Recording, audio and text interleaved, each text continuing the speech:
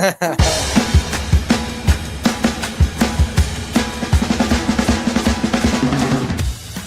this is Chris Eymann, Tracy Royce, Luke Rotvold, and this is the Redroom. Tracy, Luke, and I jump on every week to talk about real estate, acquisition, a lot of fix and flip, and design, dispositions, Airbnbs, financial independence, retire early. We always have a new guest every single week. We're going to have a lot of fun, all right? So if you're interested in any or all of those, make sure to join us on the Redroom podcast. And subscribe to the Redroom. Share it with your friends or join us on the Phoenix RIA Facebook.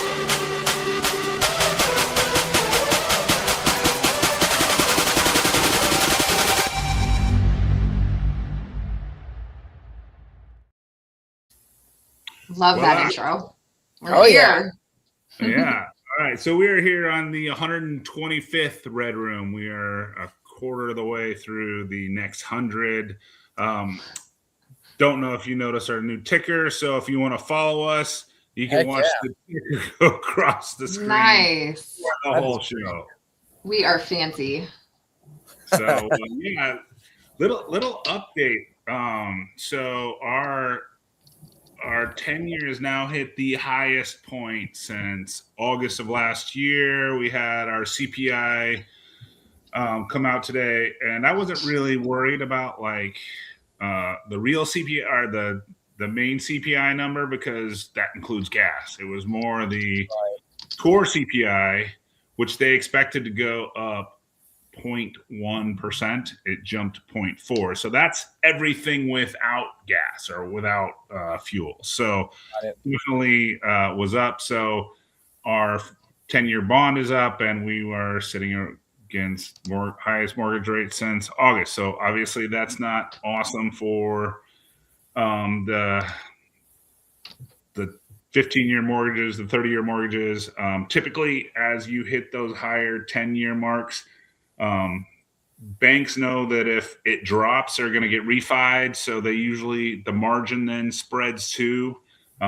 Typically the margin bounces between 1.75 and 3. So you'll see it to tick up like 2.5. So I would say we're probably at 7s now in mortgage rates. So historically that's not a terrible number, but when you sat for years and years and years at 5, then 3, then 4, 7 sounds like 2.8.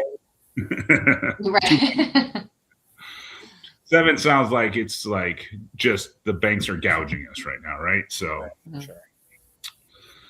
So I was sitting around and we didn't have a guest, and I was like, man, I'm always trying to bring on new guests, whether we're talking about, community housing or investing in self-directed 401ks or whatever the story is. But, a lot of us just got started in good old straight wholesaling. Like I would be nowhere if I didn't do any wholesaling. And Luke wouldn't have that pretty pool back there if he didn't know how to wholesale some houses. Sponsored by Wholesaling.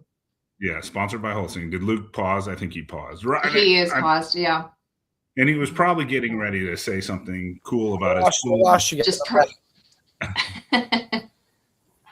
All right, Luke's back. You cut out right when you were starting to talk about wholesale. Yeah, I was just saying you wouldn't have that pretty blue lake and pool behind you without wholesale. Did he pause again? He is at the worst time. Yep. Poor Luke is just like we have So we Tracy, replace him with an AI. Mm-hmm. Have you done any wholesaling or do you just do you do like when you grab one and you're like, I'm gonna do this one, and then you're like, I got too many projects, I'm gonna go ahead and wholesale it? Yeah, no, so I've never officially been a wholesaler or really added that into the mix, but I do teach my students to look at things through different lenses, such that if they do come across something that has a little meat on the bones, it might be worth it to call you and have you send it out on your list and make a little bit. Their biggest question is usually around like, well, how do I decide that? And that comes back to, well, how are your business finances and your personal finances? Do you want the cash now?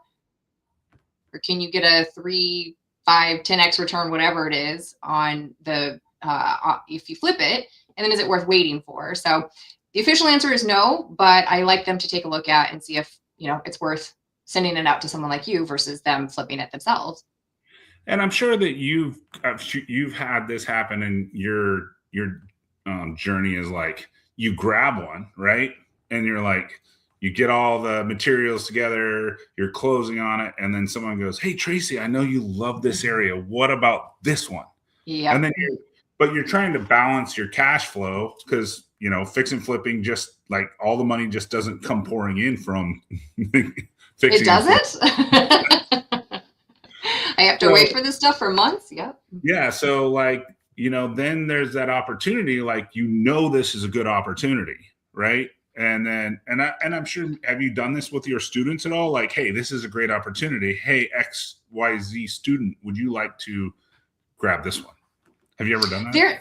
They're taught how to find their own deals. And so again, when they come with deals to analyze, I've had a couple students that are like, I'm thinking about wholesaling this.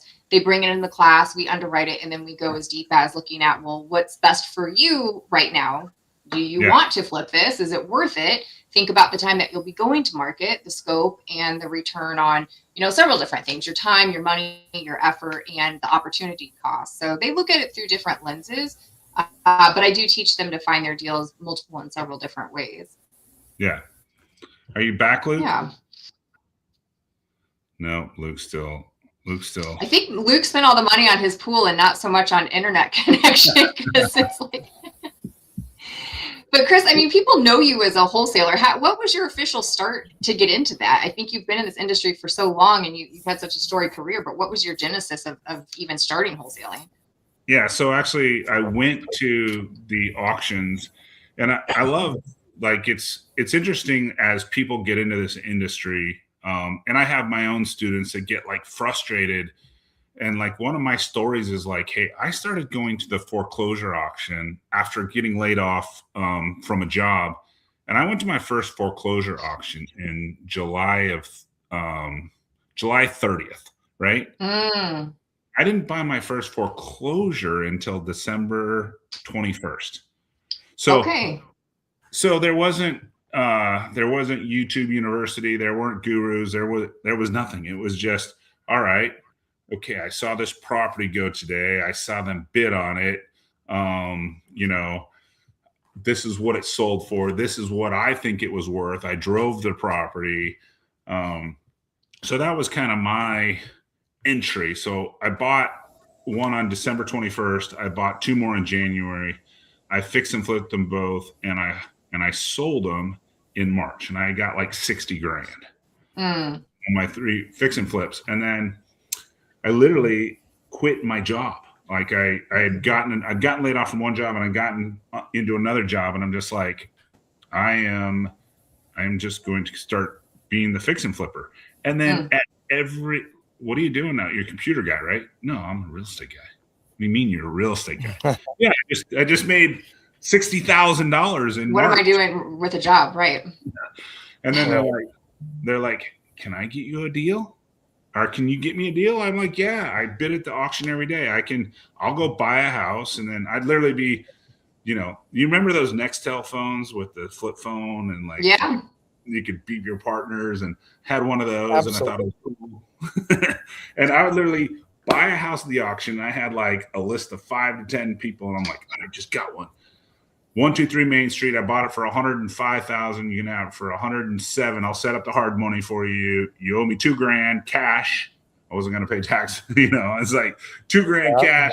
And what was great about that is we were bidding at the courthouse with $1,000, so $100 bills. So that now I got 2 more bid fees, and we were out there. That's how I started wholesaling. And then, I actually was just wholesaling off the courthouse steps. And actually I met Jamil this way. I met some of Luke's mentors, Dustin and Brent, all because the courthouse just dried up in 2007 because there was just nothing there. And so I'm like, all right, how are these guys going to the door and getting deals? And so I was like, I was not good at going to the door and getting deals. That was not my forte. So I was literally like, I literally gave Dustin and Brent free space in my building, being like, hey, you can have the space. I just want to look at you set the price. I just want to look at every deal. You get the speaker free. And if I want to buy it at that price, I get to buy it. And if not, no big, sell it yourself. Yep. Mm-hmm. And then that's how I got into wholesaling. And then, being around guys like Brent, being around guys like Luke, I mean, Jamil, obviously I learned his was just texting agents, just reaching out to agents, right? That's all Jamil did. Yep. And then obviously being friends with, Luke now and dialing kind of more into the wholesale. I joined a mastermind, Collective Genius, where you really kind of dial in the wholesaling business, where how to get your list, what kind of lists are you pulling, and then are you stacking your lists? So like, obviously, if you get a pretty broad list, you're going to get, you have to run through it. If there's multiple items, which they call stacking a list, there's going to be more points. So there'd be more reason for them to sell. They might be on the foreclosure list, on the back taxes list. It might be a rental property. So multiple different non-owner occupied, owned between whatever the past 3 years, bought it from this year to this year, because then they're sitting on good equity. It was always fun. It was always fun, when you, like you said, like you're saying, stacking those lists, because you'd end up pulling up different properties and different lists, and the one list would be like, oh, these guys all bought in 2006, 2007. And you're like, well, they're not going to have great equity at the time when you're calling. But then you'd hit the list of the people who bought in 2010, 2011. And you're like, oh, they bought their houses real good. Yeah. So you always had you'd go into them having a really good idea of equity, of pain points, like you said. That was always my favorite list to call. Were always the high owner. The high equity and non-owner occupied, because it's like for most of these people, they were sitting on a lot of money, and it might have been a rental property, but or vacant or whatever it was, but it was typically you're going to have at least one of those pain points hitting there. So. Well, I think it's funny how Eymann sold maybe 1 million deals, and he's like, have you guys heard of stack lists before? Yeah, I'm just trying to make sure that everybody that, like, hopefully that people like watch this video on YouTube down the road that understand, like, hey, get in there, you got to pull a list. If you got a limited resources, like you're calling on the list yourself, you definitely want to get a stack list. You want to stack that, and then if you're going to go hire like 3 or 4 VAs and start calling or texting or whatever system. I mean, it's always changing. The business is always changing. And then what's actually kind of funny and what I've learned about the business and why Luke is so good at the business is you can go through YouTube University and find which software to pull the list from. You can pull the list. You can skip trace it, but if you're not willing to make the calls, you're not willing to take the rejection, and you're not willing put the time in. Huh? What'd you say? Putting the time in. Yeah, putting the time in. You're not gonna put the time in it. And then there's an art to selling, right? Or not. I don't want to call it selling, because I don't think Luke's like the used car guy that's like, you better sign this right now. But there's an art to rapport building and making them feel comfortable to the point where they're going to take less money from you than a possible higher offer that they have, maybe $10,000, $15,000 higher sitting on their desk, but they're willing to go. And that's where the key of wholesaling is. I was going to say, and let's hit on that, Chris, because what it comes down to in that aspect is that so many people think that it is strictly price, and that is the only thing that people care about. Is it the top thing? Yeah, for the most part, it is the most important thing for people. But what they don't understand, what a lot of times people don't understand, is that this is at many times this can be the largest sale in people's lives, right? Is their house. And so you've got people that are going to be, a little bit on edge about this sale. And so that's why when I say it's not always just about the price, a lot of times it's about how you make them feel. I mean, are they comfortable with selling to you? Because I cannot tell you how many times I've gone on an appointment and, I go sit there and, what I do is when I go on an appointment, I'll sit there as long as time permits and they're not like, they're not on like a time crunch. I will talk to them for 45 minutes to an hour at their dining room table about life, about the house, about what they're going to do with the money, about what their plan is, about why they want to sell, about where they're going, all this kind of stuff. Where, I can't tell you how many times I've had it happen where somebody's like, oh, the last guy that was here was just, he was just a shark. And he was just here literally just to try to, didn't talk to me at all about the property, didn't talk to me about what was going on with me, literally just came, took pictures, told me they're going to have an offer for me shortly and they'll let me know. And it's like, do you think that the, average person wants to deal with somebody like that for the biggest sale of their life? Or do you think they want to sit down with the person who's actually going to, care about what the process is, what it looks like and making it as easy as possible on the seller? I mean, it's as dumb as it sounds, it should be common sense, but it comes down to the fact that like when you actually care about the person and what's going to happen with them and figuring it out, you're going to have, believe it or not, you're going to have better results than the person who's just there to make money. And you don't need as much high volume that way either. So about the time that Chris was going down to the auctions in July, I was out door knocking. So I used to work for other investors, and this was for high equity and or pre-foreclosures. I oddly kind of miss the days where we could create equity through short sales, and it was a mixture of both. But going up to the door in July and you're sweating and they don't expect a woman to be there, and then like also talking with them exactly like you said, Luke, like the conversion was definitely a lot higher. And then Chris, going back to what you're saying, that was so many years ago and we didn't have anything close to the technology that we have here, but you still have to run a good ground game. Like if you're not putting in the work and putting this technology to use, you're just paying for subscriptions for nothing, essentially. You really have to be comfortable with being uncomfortable. And guys, go listen to Luke on Instagram. He shares exactly what he does. It's not like this crazy technique that no one's ever heard of, but he's really good at it, I think, through having done it so much. So go get some real life examples off of Luke's Instagram. I've got a 22-minute video coming out. I'll probably end up doing it either this week or next week. And it's a closing call.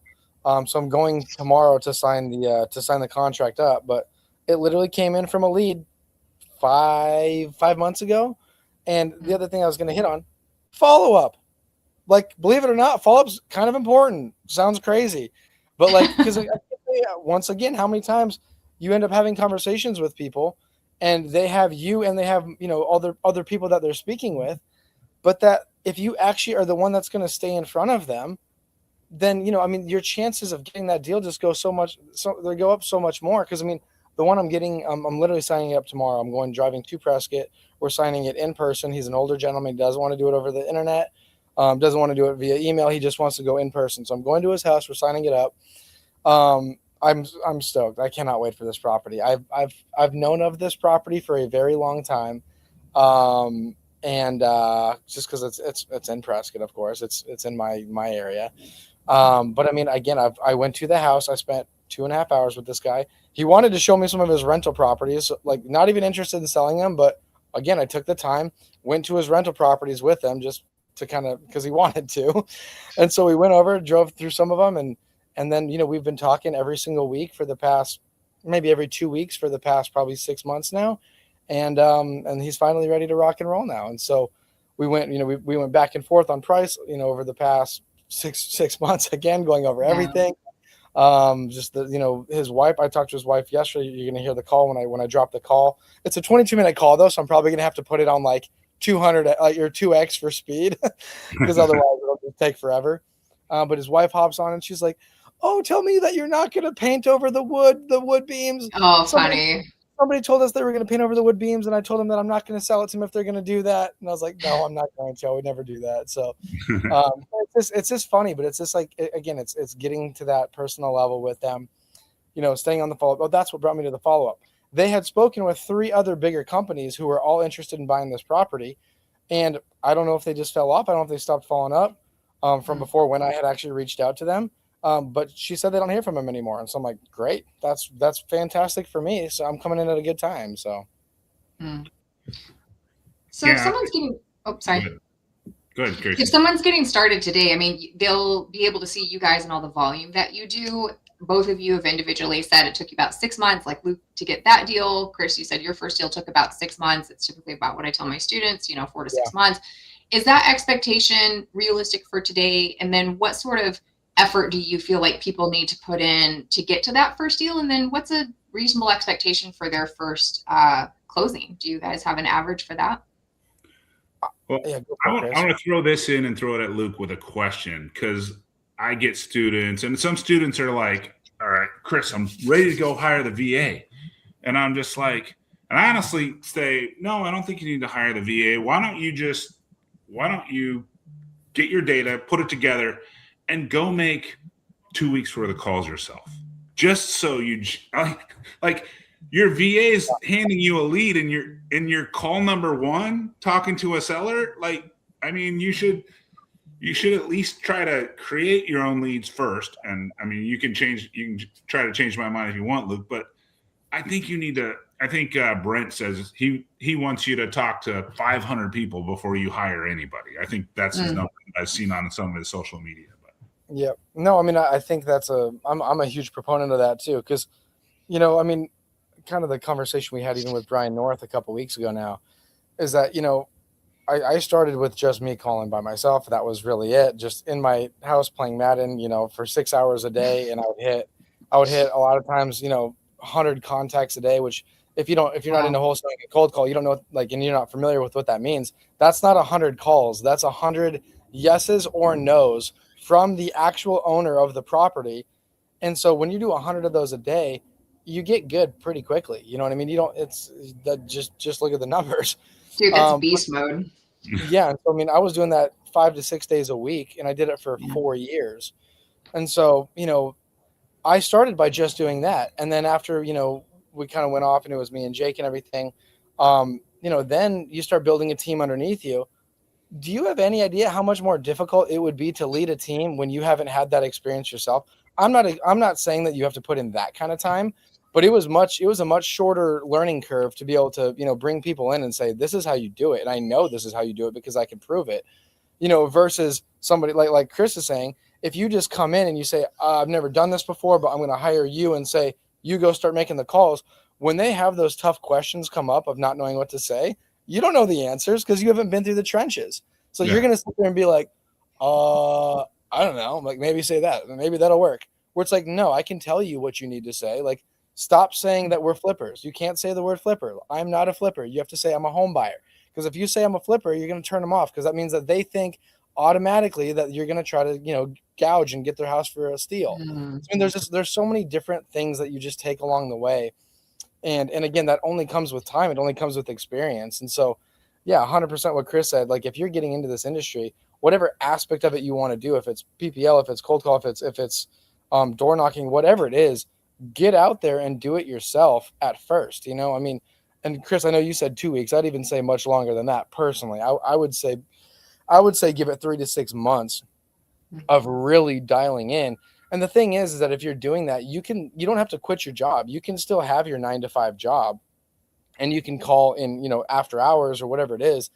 It all just depends on how bad you want it. I mean, that's one thing. I know I missed the beginning of the call because I lost my service. Where I was sitting, I don't know what was going on. But like, one of my favorite things about wholesaling is that there is, and again, maybe you guys hit on this, I don't know, but there is literally zero barrier of entry. I mean, you can literally come in, you can join a team. You don't have to have knowledge. You don't have to have a real estate license. You don't have to have any. I've been in the industry now for 13 years. I've never had my real estate license ever. You know what I mean? So, I mean, there's such a low barrier of entry, which I know is a good thing and a bad thing. It's a bad thing because that's when you got so many people coming in and kind of giving a bad name to the industry. But again, if you actually give it the time that it needs to actually work, and don't just come in and expect to make a lot of money right off the bat. That's not how it works. That's not how anything works. Anything worthwhile is not easy. And so once you put that time in, I mean, it's changed my life 100%. I mean, I started wholesaling, and then the wholesaling went into fix and flip went into, to rentals went into Airbnbs and developments. I mean, 13 years later now, we're doing a little bit of everything. And and it's so much fun. And I wouldn't be in the position that I'm in without it. So. Yeah, it's definitely, and it's easy to get into, right? And it's good training, just the cold calling, the texting. It's just good training to get for any business. Like the sales skills you would learn from, I mean, Tracy, going back to your door knocking, I don't know how long you door knocked for, but that 3 months, 6 months, like just having those conversations, you probably walked away from the door and was like, man, I shouldn't have said that. But you won't say it next time. But until you said it and it's backfired, then you don't know not to say it again.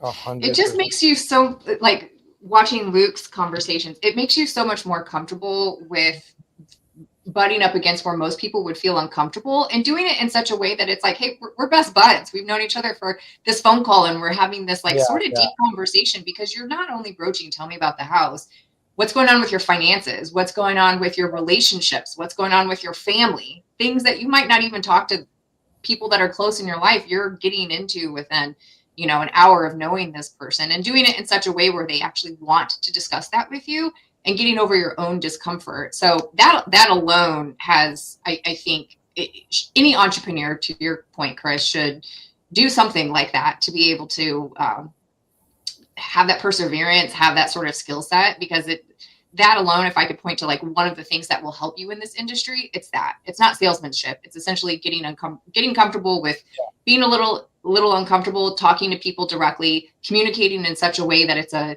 collaboration, not a competition, and being able to find a solution among that, and then say, I'm so glad Luke called me and did that. I'm so glad I sold with Chris. I'm so glad that I made that decision. Well, I think the other big thing too that I know you hit on a little bit, Tracy, is that like you just build such a callus for rejection, and that goes such a long way, not just in wholesaling, not just in real estate, but in life. Like I'm telling you, you get such thick skin, like you get crazy thick skin when you just get rejected over and over and over and over and over again for day after day, week after week, month after month, year after year. I would recommend it to everybody, just for the simple fact that you just stop caring about, like, you truly do stop caring about what people think, because you're just like, hey, I know this works. I've got a proven method, and I'm going to get told to F off probably 20 times this week. I'll get hung up on well over 100 times this week. But it's like, it builds character. It really does. It just builds character for you, because it's like, you're not soft. You're not like a soft person who can't take things anymore. You just become so just like, yeah, it is what it is. That's part of my job now, And then, like, obviously the last step, if you actually get a deal, once you get that first deal, it's going to, number one, it's going to change your life. But you don't have to have the exit strategy all wrapped up and done. Right. If you go find the 8 to 10 people in your industry, if you actually get a good deal, they will buy the deal from you. Yeah. and you'll get them to even bid on it against each other. I mean, like, that's just how it works. Like you said, if it's a deal, it's a deal. And the top people in the industry know it's a deal. Like you said, you don't have to try to sell it to them. It's just a matter of where the final price ends up landing at that point. And then that becomes part of sales again, because Luke used to do it to me. Where do you think you need to be? Oh, our conversations for years, Chris. So where do you think you're at on this one? Well, I think it'd definitely be a buy at 270. Okay, so do you think you'd take it at 280? I'd have to see pictures. Okay, here's your pictures. So where are you at? I could probably do 277. Okay, what about 279? Just back and forth. Oh, so fun. And then I can't tell you how many times we'd end up settling on, okay, we'll go 277.5, and I'll bring you to the golf tournament. Or 277 and lunch at Blanco Tacos on me. There you go. Yeah. We'll work for tacos. Yeah, exactly. Oh, but that's just Chris, fun. In your wholesaling training, what do you see as the number one barrier for most wholesaling students? Is it the lack of education, or more of a confidence thing? It's a confidence thing and lack of, like, kind of willing to work. And kind of my goal, like I do a student call on on Wednesdays, and I don't even have any active students. I just like, hey, I'm like, hey, it's Wednesday at 3:00. If you've been a student ever, you can jump on for an hour. Let's chit chat. Let's go. But if I get another student or two, I'll basically start the 12-week course over. And you should see how many people have already seen the 12-week course and they're watching the 12-week course again, right? Mm-hmm. It's really that lack of confidence, and that lack of just like, putting in the work. Like I had a guy that wasn't just kind of stumbling. I'm like, you know what? Go door knock this square mile, because it's basically Cactus Corridor. Like everybody wants this stuff. We can even almost pay retail for this stuff so we don't even have to try to talk them in at 70 cents on the dollar. We can give them 90 cents on the dollar. And he'd made maybe 3 or 4 offers in his life, and he spent the last month door knocking a Cactus Corridor. And I'm like, all right, let's round up the month. And he made like 6 or 7 offers. I'm like, how does that? Now he hasn't gotten a deal, but I'm like, how does that feel? You've at least made 6 or 7 offers. Like, and all you had to do is just go out there and do it. Right. So, no, for sure. Yeah. I think just the mentality of exactly what you said, Chris, the mentality of being scared of, because it's out of your comfort zone and it's new. And again, it's rejection and it's tough. It's just tough to do. And so, but again, there's a reason why this industry can pay extremely well. And the reason is because most people don't want to do it. Most people can't do it. So that's why. Well, they see the end result, and I think it's easy to see the latest posts from the people that they look up to, or people like yourselves that have done really well for themselves throughout their career. And then Luke, you said I've been in this industry for 13 years. Chris, you've been in for over that. I've been for over that. So it's easy to discard the amount of work that went into being where you guys are at and being where we're at versus now we enjoy the fruits of our labor, but it only took a decade plus to get there. Not understanding the late nights and sacrifices and just being in the heat, sweating our faces off, door after door, rejection after rejection. Like that's the entry, I think, to this business. Wholesaling, there is no barrier to entry, but if you can't pass this barrier to entry, then it's, Well, and I think the other thing too is that with the time that you put into it, is that, because obviously in the time that I have been in real estate so far, you end up meeting so many different people, and you see so many people go so many different paths, right? Like everyone's got different paths that they end up going. Maybe they all started in wholesaling and moved to fix and flip, but then they don't want to do fix and flip anymore because they found something they like better. And maybe somebody wants to go back to traditional, whatever it is. I think the thing that's really cool is being able to see people really settle into their niche, because everyone that stays has a niche. You know what I mean? Like Chris, you've got your 2 things that you do and you do them better than anybody. You know what I mean? Tracy, same. You know what I mean? Same with you. You've got the coaching that you just know. Okay, I offer this that nobody else offers. You have something that nobody else has, and so it's like, I see when you see the people that end up staying, like my niche has obviously become Northern Arizona. Like anytime a Prescott or Flagstaff deal gets sent out, I get it sent to me by 14 different people. And they're like, hey, did you see this? Did you see this? Did you see this? And I'm like, yes, I did. Yes, I've had it sent to me 10 times in about 5 minutes now. But so it's like we all fall into our niches of whatever it is that we're good at or whatever we like. And so, I think that it becomes fun at that point, because obviously if it becomes our niche, it means that we obviously are good at it. And it obviously means that we like it, because we wouldn't stick with it and we wouldn't stay in it if we didn't enjoy it. And so it's fun being able to see people evolve from where they started into where they're at now. And like you said, Tracy, it seems like it's a short time frame. The amount of people that will say like, man, it really seems like you guys ended up blowing up quickly. It's like, you have no idea. No, this was not quick. This was not quick. This was not easy. This was a lot of pain. This was a lot of lost money, You know what I mean? That people don't necessarily see. And it's just, it's enjoyable to be able to see people fall into to their niches of what it is. Yeah, for sure. Build off that success. Go do hard shit, guys. If you're hearing anything on this, it's go do hard shit. Yeah, I mean, you heard Brian North talking about what he's doing now. I mean, think about the different routes that he's gone, all the different, the things that he's tried. And, he ended up saying he didn't even enjoy having a brokerage. You know what I mean? Like that he wanted to go straight into what he does now. And so, he wanted to be more personal with each client. And it's this, And think about same thing. He's been in the industry forever, and so it's just, it's fun seeing everyone evolve as much as they do. Yeah, for sure. Well, this is always, wholesaling is like true to my heart. So if you need any links, I got PropStream that's good for comping. But there's some links at the bottom down here. If you need data, we've got a data source down there. There's all the information. Beverly will stick it all in there after the show. So we will be at Phoenix RIA next Tuesday at 4:30. We're talking about building a brand. Then we are taking off the Memorial Day weekend because you guys are all going to be traveling back into town, and no one's going to pay attention to us anyways. So there you go. Including ourselves. Yeah. Well, this was a great conversation. I love hearing you guys talk about this stuff. Heck yeah. Cool. See you guys. See ya. We'll see you guys. Hey, thanks for watching that episode. And this is the start of your real estate journey. There's over 100 episodes and a bunch of playlists. And please hit subscribe before you move on to the next video.